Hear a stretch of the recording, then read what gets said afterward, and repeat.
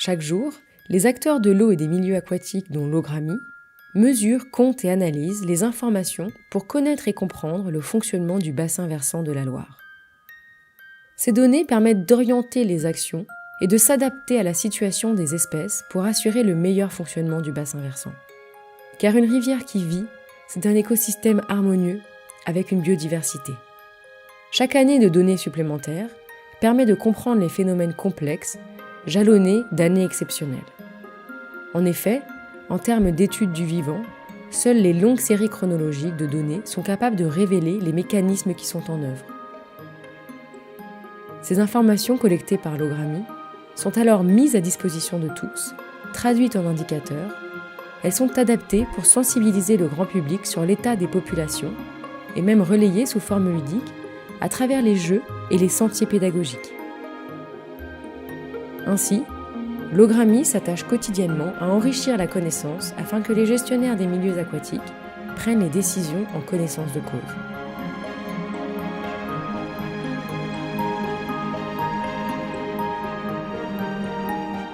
Aurore Bessès, directrice de l'association Loire Grand Migrateur. C'est une association loi de 1901 à but non lucratif qui a maintenant presque 30 ans. Elle est créée par les fédérations de pêche qui se sont regroupées à l'échelle du bassin versant de la Loire, côtier vendéen et Sèvres-Niortaise, pour avoir une mesure des poissons migrateurs à leur ampleur de cycle de vie qui est le bassin versant.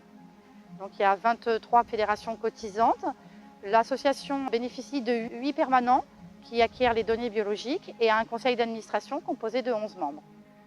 Tout au long de l'année, l'association récupère des informations concernant les cycles de vie des poissons migrateurs et leur habitat. Donc ça consiste en fait à des réseaux de suivi qui sont des réseaux pérennes, c'est-à-dire qui sont sur de grandes durées de vie, de façon à pouvoir suivre le cycle entier d'un poisson migrateur et voir plusieurs cycles consécutifs pour mieux comprendre les mécanismes. L'ensemble de ces informations qui est thésaurisé ou qui est mis à disposition à travers les indicateurs sont en fait à disposition de 3 types de publics. Notre public privilégié, ce sont les gestionnaires. C'est-à-dire qu'en fait, ils prennent des décisions en connaissance de cause. Et grâce à l'ensemble de ces informations, ils peuvent connaître la portée des décisions qui sont prises et les gains possibles, par exemple, en termes de survie, en prenant telle ou telle décision en fonction des indicateurs que l'on a fournis.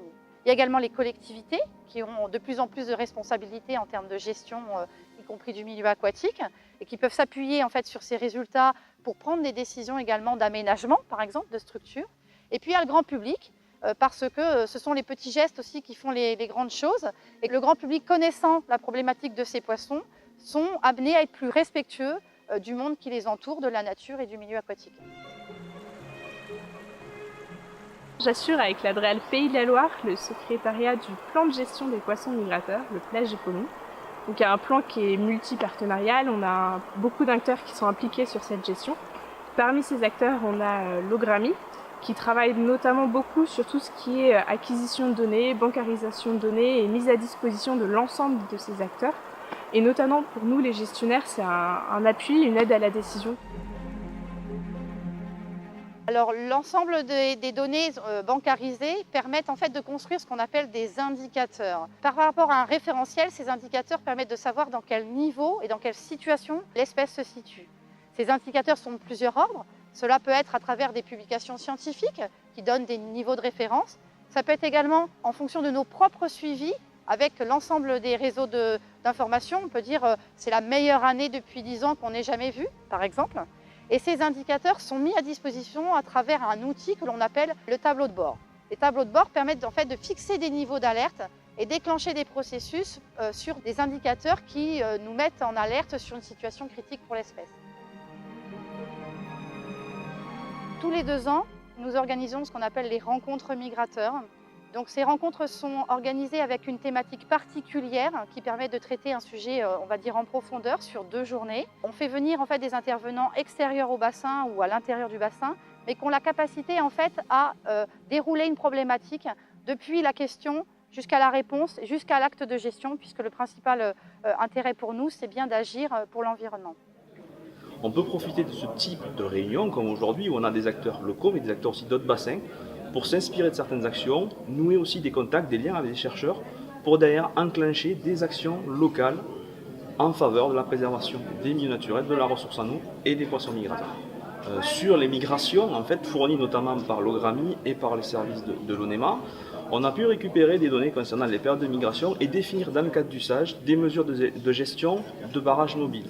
Et ce pour permettre une migration en toute transparence des poissons migrateurs sur une dizaine d'ouvrages mobiles, en respectant aussi les volontés locales et les enjeux socio-économiques. On a beaucoup d'éléments qui remontent très directement des activités de l'OGRAMI en termes d'acquisition et de traitement de données qui nous permettent de bien mieux calibrer le volume des efforts à réaliser, notamment sur tout ce qui est enchaînement d'ouvrages sur l'axe Alaïa. C'est toujours un travail intéressant en fait de participer à ces rencontres d'échange. C'est l'occasion de voir ce qui se fait sur d'autres bassins, de discuter avec les collègues des associations migrateurs. On a vu par exemple des décisions prises au regard d'un suivi qu'on a pu faire par radiopistage. On a suivi des saumons sur un axe, on a montré leurs difficultés à franchir des ouvrages et les propriétaires de ces ouvrages ont décidé de mettre en place des aménagements de façon à faciliter son parcours. L'élément déclencheur de notre démarche, c'est la prise de conscience que le génie écologique, ces actions de restauration de continuité, sont finalement un de nos métiers à part entière. On a près de 8 à 10 000 ouvrages sur notre réseau, donc un véritable rôle à pouvoir restaurer du franchissement piscicole. On travaille avec beaucoup d'acteurs, bureaux d'études, institutionnels, on va travailler avec l'Agence française pour la biodiversité, avec la direction départementale des territoires, l'ADREAL, mais cette structure l'OGRAMI qui réalise déjà le suivi va permettre de nous accompagner tout au long du suivi pour des échanges techniques. Ils ont déjà réalisé les manips que nous allons mettre en place.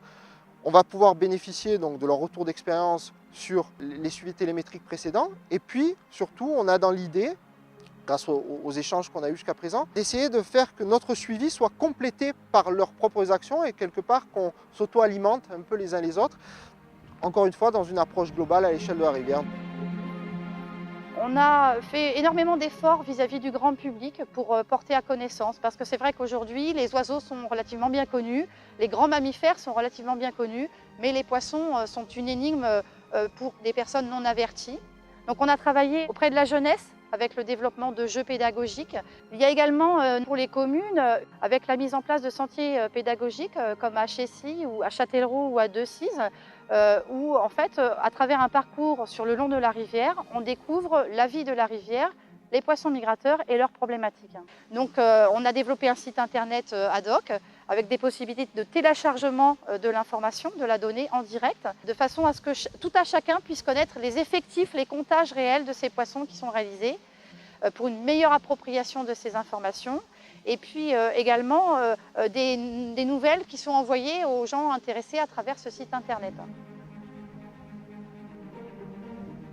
Je suis extrêmement positive et optimiste par rapport à l'avenir des poissons migrateurs sur le bassin de la Loire.